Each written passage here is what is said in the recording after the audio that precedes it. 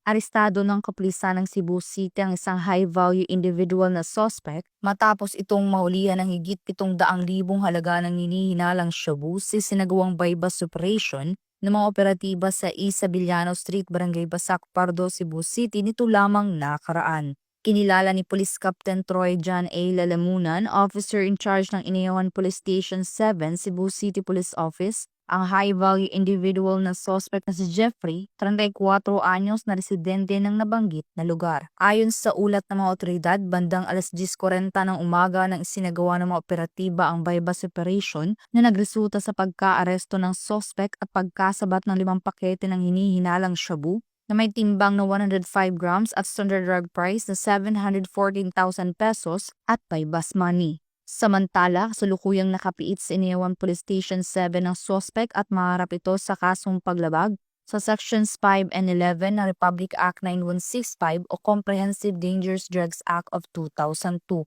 Ang matagumpay na operasyon ng mga kapulisan ng Cebu City ay patunay lamang ng kanilang dedikasyon upang matiyak ang kaligtasan at kaayusan ng ating komunidad para sa isang bagong Pilipinas. Mula dito sa Central Visayas, ako yung Police News Network Correspondent, Patrolwoman Judith Ticanor, alagad ng batas, tagataguyod ng Balitang Pulis.